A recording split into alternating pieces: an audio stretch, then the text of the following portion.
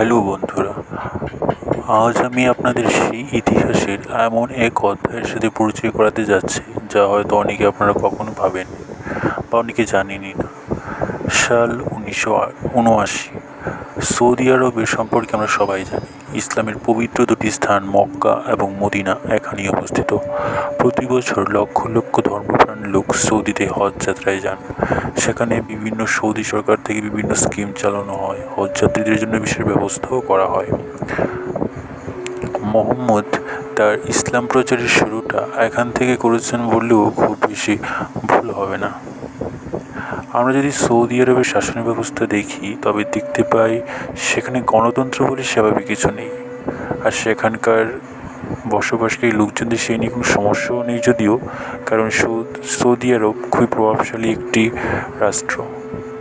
সেখানে জনগণের স্বার্থে বিভিন্ন স্কিম চালানো হয়, তাদের প্রয়োজনীয় চাহিদাও মেটানো হয়, তাই সেভাবে তাদের কোনো আন্দোলন কিংবা অসুবিধা দেখা যায় না। যদি ক্রমানুসারে আমরা দেখি তবে সেখানে প্রথম কিং, তারপর ক্রাউন প্রিন্স। বর্তমানে ক্রাউন প্রিন্স মোহাম্মদ বিন সালমান। রাজশাসন শুরুর আগে সেখানে ছোট ছোট গোত্র ছিল। 1932 সালে আব্দুল আজিজ সৌদ কিছু গোত্র একত্রিত করে কিংডম অফ সৌদ স্থাপনা করেন এবং হাউস অফ সৌদ ক্ষমতায় আসেন। সৌদিতে বরাবরই কোনো শক্তিশালী আর্মি ছিল না, কারণ সৌদি রাজশাসন ব্যবস্থা শক্তিশালী আর্মি এবং প্রেসের বিপক্ষে ছিলেন, কারণ তারা তাতে ক্ষমতা হস্তান্তরের ভয় পেতেন।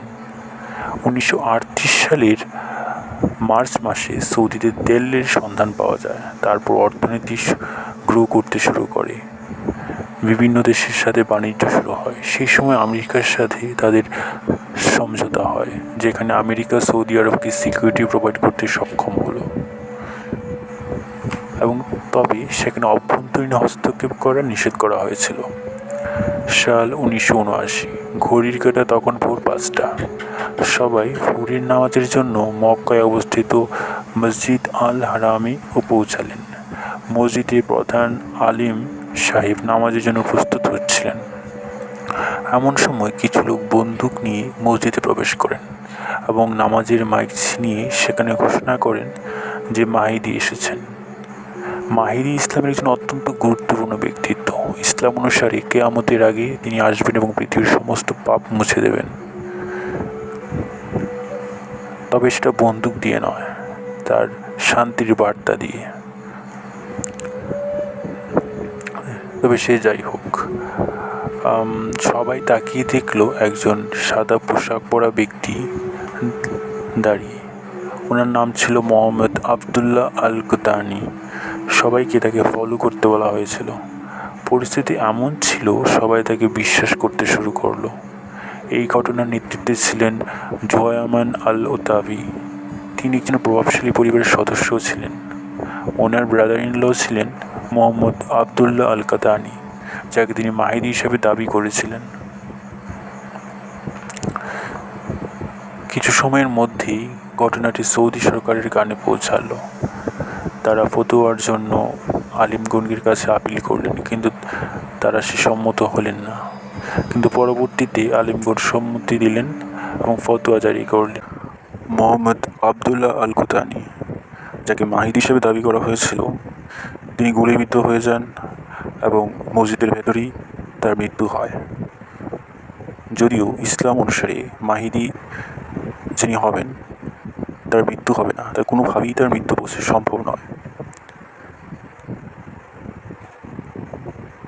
ওনার মৃত্যুর পর বাকিদেরকে বন্দি করা হয় এবং 9 জানুয়ারি 1980 বাকি 63 জনকে জনসম্মুখে গলা কেটে শাস্তি হিসাবে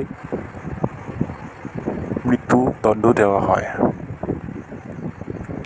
কিন্তু এখন প্রশ্ন ওঠে, তাদের উদ্দেশ্য কী ছিল? তারা কেনই বা বিদ্রোহ করলো? কেনই বা এত কিছু?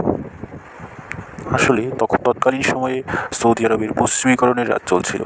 পশ্চিমী সংস্কৃতি, আচার ব্যবস্থা, শাসন ব্যবস্থা, পৃথিবীতে ব্যাপক প্রভাব ফেলছিল, যা তাদের পক্ষে মেনে নেওয়াটা প্রচণ্ডভাবে অসুবিধার ছিল, কারণ তারা শুধুমাত্র ইসলামকে মেনে নিতে চাইছিল এবং তারা সেটাই চাইছিল যে সৌদিতে ইসলামিক শাসন ব্যবস্থা প্রকৃতপক্ষে যে ইসলাম হয়, ইসলামী শরীয়তি যে আইন সেটা প্রতিষ্ঠিত হোক, সেখানে অন্য কোনো পশ্চিমীকরণের কোনো প্রভাব না থাকুক।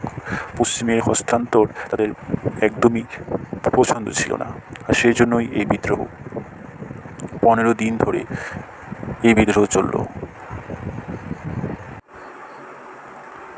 আজকের জন্য এতটুকুই।